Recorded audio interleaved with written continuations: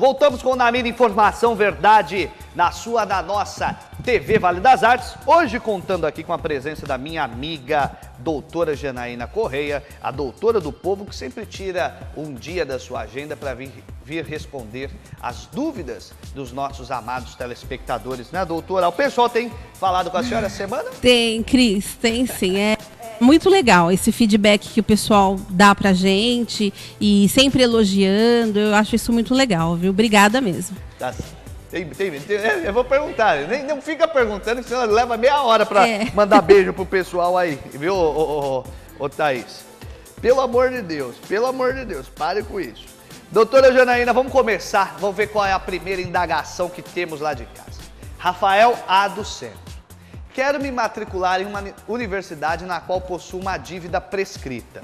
Eles aceitaram que eu assinasse o contrato, porém disseram que não vou entrar no sistema de alunos por conta desse débito e não terei acesso ao portal nem entrarei na lista de chamada. Eles podem me proibir?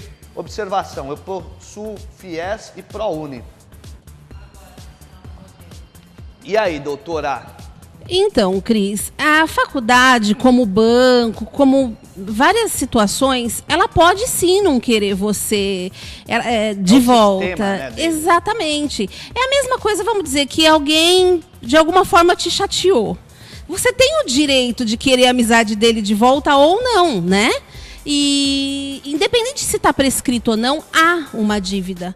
E eles têm esse direito, sim, de não querer contratar com a pessoa novamente. Só para o pessoal entender, acontece o seguinte, lá no sistema da faculdade continua seu débito. Sim. Por mais que tenha prescrito, continua o seu débito. Então, não adianta achar que limpou, ótimo, lindo, mas a faculdade ela tem essa opção.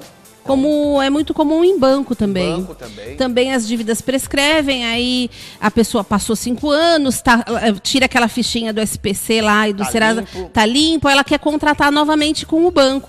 Exatamente a mesma coisa, o banco de repente não querer. E é um direito dele. Sim. Porque a dívida existe. Existe. Comprove a dívida. Sim. Vamos lá para a próxima pergunta para a doutora Janaína, por gentileza. Não quis se identificar. Doutora, sou usuário de maconha.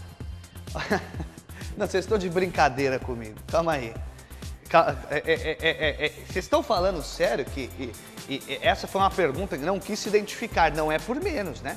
E muito estranharia se se identificasse. Coloca a pergunta, vamos ver a pergunta do maconheiro aí. Toma vergonha na cara, bicho safado. Doutora, sou usuário de maconha e sempre ando com um cigarro no bolso.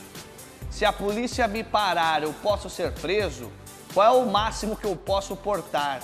Você jura que você está fazendo uma consulta, rapaz, para você usar o seu baseado? Mas não deixa de ser uma pergunta interessante. Sim, a polícia pode prender o maconheiro? Não, safado com desse? um cigarro de maconha não, né? Porque o usuário, o ser usuário de maconha, de entorpecente, não é crime.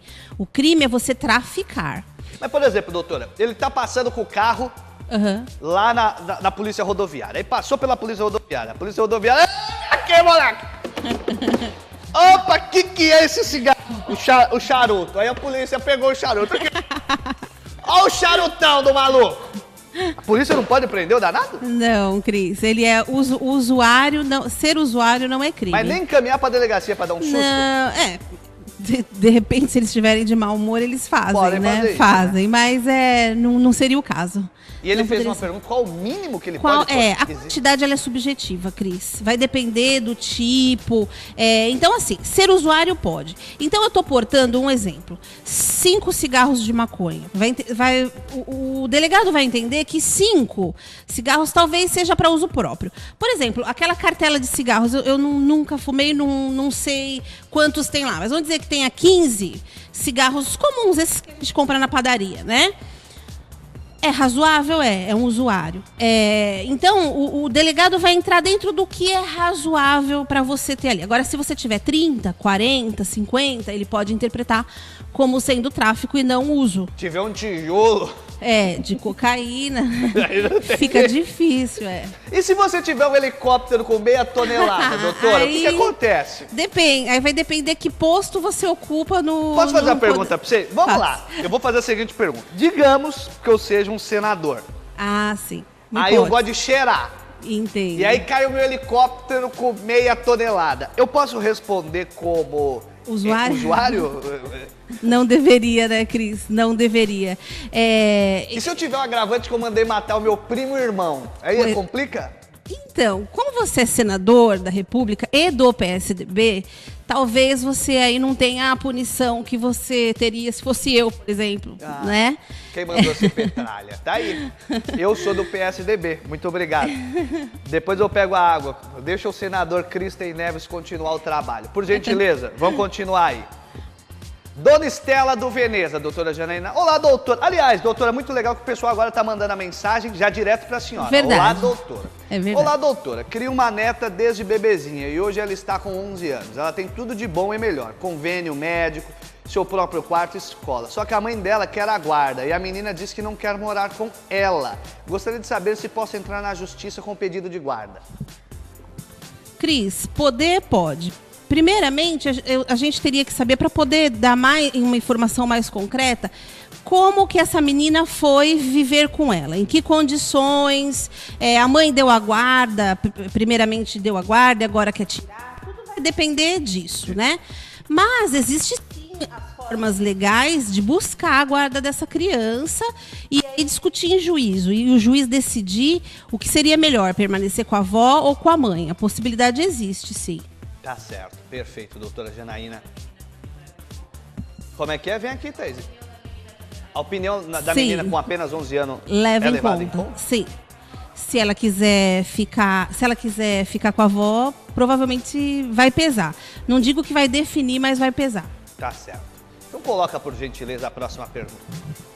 Deixo a minha moto todos os dias no estacionamento da faculdade, no qual tem que fazer cadastro e tudo mais. Só que na última quinta-feira ela foi roubada. A universidade é obrigada a me ressarcir? Luiz Otávio, do bairro Centro. Boa pergunta. É sim, Cris, é obrigada. Todo mundo, sim. Todo mundo que te oferece um serviço, seja ele pago ou não, automaticamente ele se responsabiliza por aquilo. Então, assim, se eu não tenho competência para manter em segurança, então eu não dou. Não libera. Exatamente, eu falo, não, aqui não vai poder colocar, enfim. Se eu liberei, é um serviço que eu estou disponibilizando, um serviço a mais. Então, de repente, ele escolheu aquela faculdade, porque tinha estacionamento e não a outra, entende? Entendi. Então, é importante... Ou seja, a faculdade, ela acabou se beneficiando de um serviço que ela ofertava para conseguir nada mais justo que ela ofertar o serviço com qualidade. Sem dúvida, ela é responsável sim. Aí é aquilo que a gente sempre diz, junta as provas, junta o máximo de documento que tiver, seu direito. Perfeito, doutora Janaína. Vamos para a próxima pergunta. Não quis se identificar. Fui acusado de estupro de uma menina de 10 anos. Foi uma acusação falsa e já se passaram anos e pretendo não me apresentar no fórum. Qual o risco que corro por não me apresentar? Então, é o seguinte... É complicado isso, né? Porque pois a gente não tem muita informação, né? Exatamente. Ser acusado é uma coisa, ser processado é outra, estar indiciado é outra. Se ele está no fórum, provavelmente ele tem uma acusação séria, né? Sim, exatamente. Então, assim, nós teríamos que entender em que fase esse processo está, se existe mandado de prisão. Então, assim, só com essas informações eu não consigo dar, assim, né? Ele diz que foi uma acusação injusta. Vai saber o que tem de provas no processo. Tem tudo isso. Perfeito. Vamos ver mais um. Tem mais uma pergunta? Dá pra gente colocar mais uma pergunta aí? Dá pra ir pro intervalo? Nós vamos pro intervalo e voltamos já já com o Na Mira Informação Verdade.